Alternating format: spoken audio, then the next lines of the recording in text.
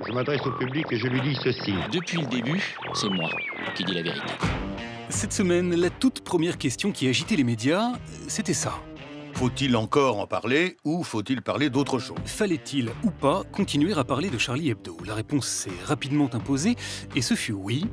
Bonsoir Rhys. Au point que l'affaire a continué non seulement à dominer l'actualité, mais également à faire tache d'huile dans tout l'espace médiatique. Bonsoir, Laurent Sorisseau. Bonsoir. Avec un très étonnant point de vue débattu à grande longueur d'onde. Ça sert à rien de mettre de l'huile sur le feu, quoi. Moi, c'est mon avis. Eh oui, mes amis, l'huile, entendez par là la prétendue provocation que constituent les caricatures du prophète. Je trouve ça un peu limite. Sur le feu, c'est-à-dire sur la susceptibilité de quelques fanatiques hautement intolérants. Avec à Gaza, un drapeau de la France qui s'enflamme. L'huile, donc, était très sérieusement mise en accusation cette semaine.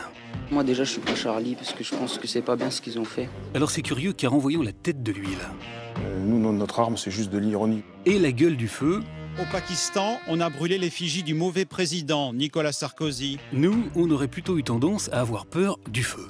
Ça sert à rien de mettre de l'huile sur le feu, quoi. Mais les oui, mais en réponse à la sacro-sainte liberté d'expression sont arrivés de toutes parts, y compris des plus saintes huiles. C'est ainsi que Nicolas Bedos a reçu des menaces de mort après un simple sketch dont on n'est pas couché. On peut se prendre un peu la tête, mais qu'on n'est pas forcé de prendre vraiment la tête, de la découper avec une tronçonneuse et de la foutre sur YouTube. Qu'une journaliste qui a infiltré les réseaux djihadistes est sous le coup d'une fatwa. Et la fatwa, c'est tuez-la, violez-la, lapidez-la, achevez-la. Et que des lieux de culte catholiques ont été détruits par le feu musulman au nom du respect de la religion. Le Niger, où 45 églises ont été incendiées. À ce sujet, ce sont les guignols de l'info qui ont le mieux souligné cette incongruité. Là, on a du mal à vous suivre. Pour dire que vous ne voulez pas qu'on s'attaque à la religion, vous brûlez les églises d'une religion. Et c'est un musulman qui fut le plus émouvant en évoquant son dégoût à lui de voir le feu se jeter sur l'huile. À cause de dessein, c'est ça l'image qu'il donne au prophète. Un crime gratuit, associé à la haine. Et après, vous dites, notre prophète, c'est l'amour, c'est la miséricorde. Elle est où la miséricorde là-dedans ? Bon, sinon des jeteurs d'huile, on en a trouvé sur tous les feux du piano médiatique. Nos camarades de C'est à vous ont tout fait pour faire dire à celui qui quittera Laurent Ruquier en juin prochain. Je voudrais pas faire ce qu'on appelle la saison de trop. Tout le mal qu'il pensait de Natacha Polony. Vous dites dans une interview du Parisien que c'est parce qu'elle est trop idéologue ? Le petit journal de Canal+ a invité les rescapés de l'ex-télévision publique grecque ERT. On diffuse sans aucune permission. C'est ça notre combat. À glisser une belle olive à ceux qui les ont remplacés. Pour moi, ce ne sont pas des journalistes, ce sont des employés du gouvernement.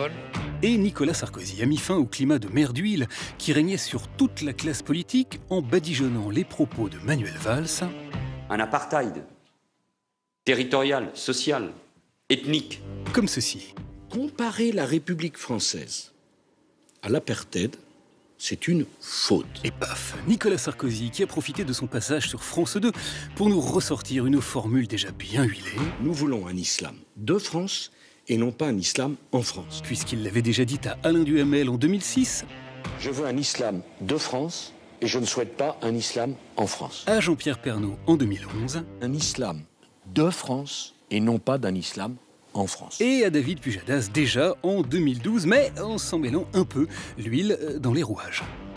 Un islam de France alors que nous voulons un islam en France. Voilà, alors on aurait bien aimé que le présentateur du 20h s'en souvienne et qu'il le lui fasse remarquer, mais même en pleine semaine de jetée d'huile, ceux qui fabriquent la télévision font bien souvent comme ceux qui la regardent, et Feu, les nuls, l'avait d'ailleurs astucieusement prophétisé il y a plus de 20 ans.